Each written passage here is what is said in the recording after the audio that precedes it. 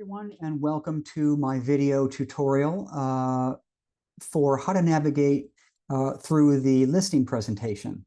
And in light of the new changes and the new forms, I thought it was important to do a video and really maybe do some role playing on how to navigate through these documents and specifically the changes within the documents. So just to kind of tee this up, we are White Rock Realty. We are an independent brokerage. We have agents across the state of Texas, Oklahoma, and New Mexico. My name is Brad Anderson. And if you have any questions whatsoever, or you would like some of these materials, feel free to reach out directly. You can always go to whiterocktexas.info. It's my belief that there are just way too many agents that don't get the support and training that they need, and they just kind of feel abandoned. We are not like that here, and I would love an opportunity to figure out if we might be a good fit for you. So take me up on that. This is one of many videos that I've done, and these are the 7 different videos that I have in the series. They are all on the YouTube channel. Feel free to view as many times as you want, but that's where they are. Just as a disclaimer, all videos contain dialogue and examples that are purely fictitious. They are made up. All data, including any reference to compensation examples, names, addresses, are used for example purposes only and are not real. All data should not be interpreted as a directive from me, a suggestion, or a mandate to use. Okay, and then I'm just going to read what exists in many of our documents now. Broker compensation, or the sharing of compensation between brokers, is not set by law nor fixed, controlled, recommended, or suggested by the Texas Realtors Association, the MLS, or any listing service. Broker compensation is fully negotiable. Brokers independently determine their fees, which is one of the reasons why we are doing this video. So today, I'm going to review some sample dialogue with regards to the listing presentation. So let's just pull up the listing presentation.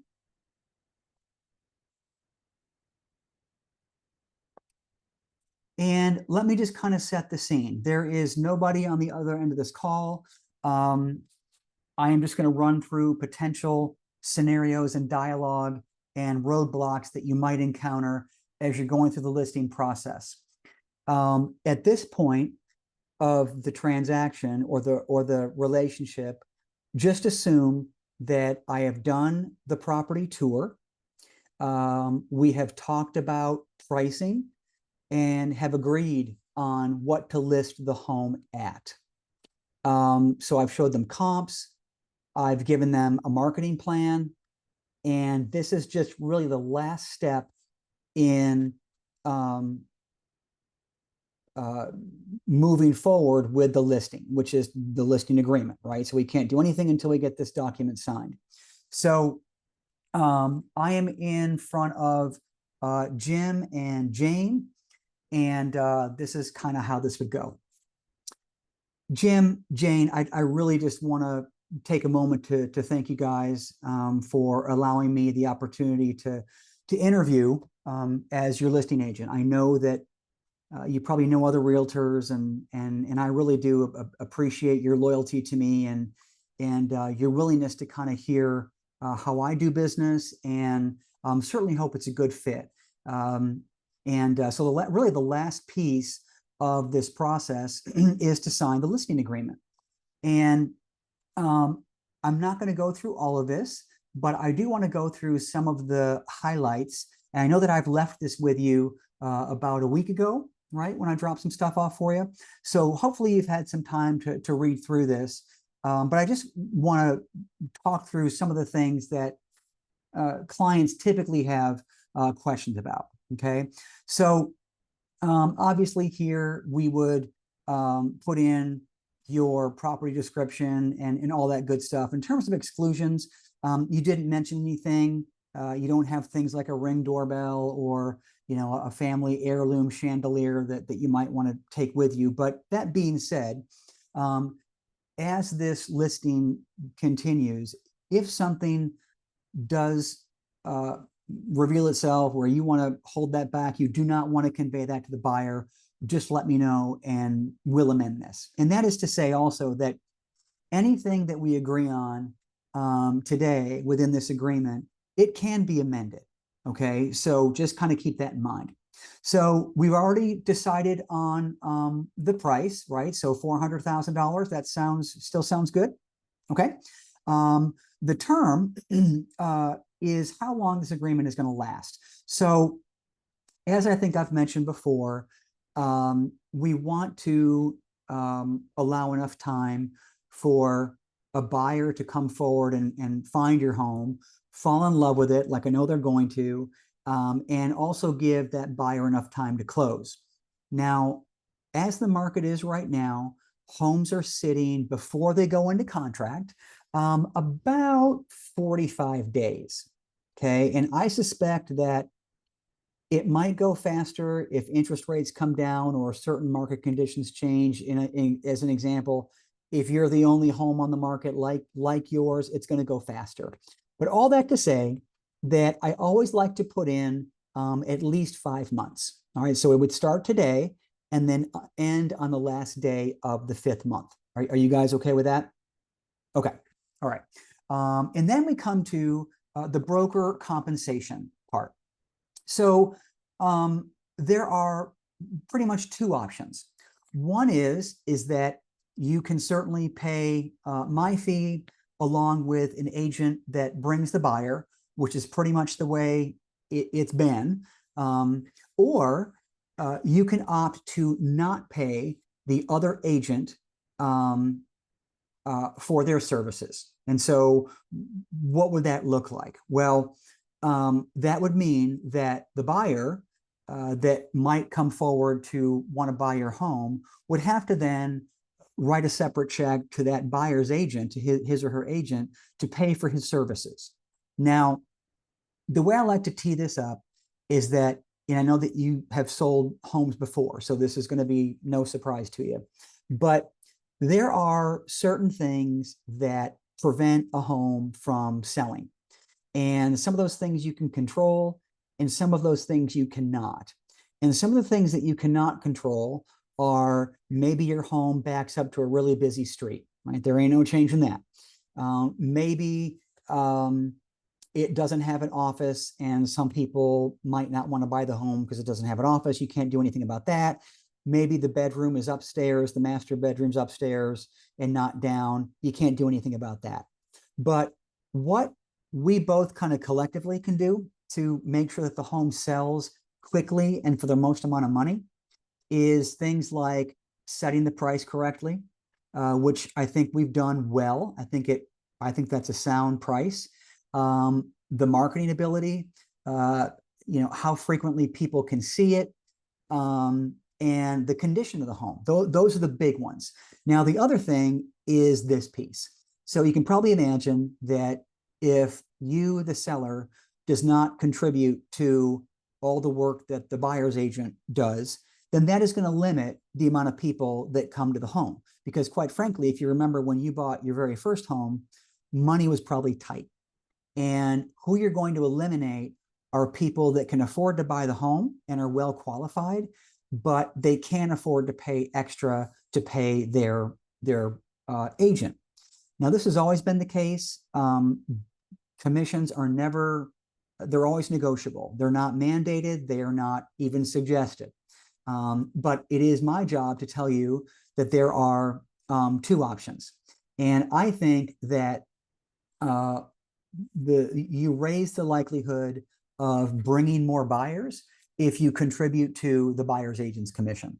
So what that would look like in practice is that any agent that has a buyer that wants to come see your home, they're going to call me, and this listing agreement gives me permission to tell that agent, yes, the seller is willing to contribute whatever amount you think is appropriate to you as the buyer's agent. And they have to know that, because that may be a deal breaker for that particular client. Client may not be able to afford it, and they're just going to, pass on seeing your home if they don't know for sure. So it's my job to be available to take that call, and it's our job to kind of determine what that would look like. Okay, so basically, if we kind of say that my overall fee is 6% of the sales price of the home, then I would then split that amount with the buyer's agent. So it's not like you're writing a separate check for this. It would all come out of the proceeds of the home. Okay. So based on all of that, what do you think in your gut you might want to do? All right, then hopefully they will say, either I'm going to pay the agent's commission, or I'm going to pay a portion of it, or I'm not going to pay any of it. So based on their response, you would fill out this portion accordingly. Okay, so let's jump back in. And this is where I would say, okay, so now that we've got that ironed out, there's one more option that you can choose. And that is all the way down here in paragraph 11, which basically asks you, as the seller, whether or not you're willing to at least be open to contributing something to the buyer to help with their closing costs. So if you had determined that you weren't going to pay the buyer's agent, then you might check this box and say seller does want to entertain that possibility. So all this means is that when a buyer comes forward, they have closing costs they have to incur, right? And so some of that's the down payment, some of that is prepaid taxes and insurance, and some of it could be the buyer's agent's commission. And so all this does is it opens the door for the possibility that you might be willing to contribute a certain amount of money to those costs. Now, by checking, yes, I'm willing to do that, does not mean that you can't change your mind. All this says, in fact, it says here, seller is not obligated to pay any specific amount and has sole discretion to determine the amount that the seller will pay towards the buyer's expenses during the negotiations with the buyer. Okay, so just an important point to remember, though, once we sign the contract and once the seller signs you and the buyer signs and it's executed, then there's no turning back. Okay, so that being said, if you say the seller does want to consider, that's all hashed out in the negotiation and the back and forth before the contract is signed. So what I saw in the what we call a seller's net sheet that I provided, that was that document that said, hey, if you sell your house for this minus your current mortgage and all of your costs, this is what you would net. It seemed pretty healthy. And so you have to determine from that amount, are you willing to contribute to the closing cost of the buyer? Okay, and so let's say that they say yes. I would say, okay, how much do you feel comfortable doing? So remember, the price of the home is $400,000. 1% would be $4,000. Okay, so I find that that's sometimes a good place to start. So 4,000. Okay, so now again, that doesn't mean that when the time comes, we are bound by that. And I'm going to give you one scenario where I might advise you otherwise. If we're selling the home for $400,000 and a buyer comes forward that is asking for money towards closing costs, but their offer is $350,000, you might want to push back on giving them more to close because the price of the home would be so much less than what you're asking. That's just one scenario. So that's kind of how flexible this process is. Okay, so just so you're clear and more importantly, that you're comfortable in that process. Okay, all right. So So that being said, there is another form I need you to sign, which is this, which is your permission for me to tell the agent that you're willing to contribute up to what you just said, $4,000. Okay, so I'll need you to sign that eventually. So so just to kind of wrap up, I kind of put together, and I know that we've been through this previously, but I think it's important for a client to know what value their realtor brings to them. And so as your agent, the listing agent, this is my marketing plan, right? And a lot of this we've discussed. It's 2 pages long, and there is just a ton of stuff that I'm going to do for you to try and get this home sold in the least amount of time for the most amount of money. When you're kind of working through payment to the buyer's agent, remember that this is a pretty exhaustive list of what they'll do for you as well. And so what I always like to tell a seller is that when you consider contributing to the buyer's agent's commission, really what you're ensuring is that the relationship between that buyer and that agent is sound. And when they bring that client to you, it's going to be a good transaction, right? They already know the person, they know how qualified they are, and you don't have to worry about the details, right? Versus someone that does not have an agent or someone that doesn't know what they're doing, right? So it's important to kind of see what your listing agent provides for you, as well as what the other agent will bring to the table as well. So so anyway, that kind of concludes the major points of the listing agreement as it relates to compensation. And I just again want to thank you for hiring me as your listing agent, and we'll work out the details the next time we meet. Okay, so that is pretty much the talking points that I would suggest with regards to the listing presentation. There are many, many more things in that contract that I would go over, but they're not brand new. And I would suspect that you can articulate, responses to the intermediary piece and, what the brokerage is liable for and all of the things that you're going to do for that client. But I really wanted to talk through the newest piece, which is the compensation piece. So if you are a White Rock agent, all these documents are on our website. If you are not a White Rock agent and you want the marketing plan and the explanation of what a buyer's agent can provide for you, reach out to me and I will send them to you. But that concludes the presentation for the listing agreement.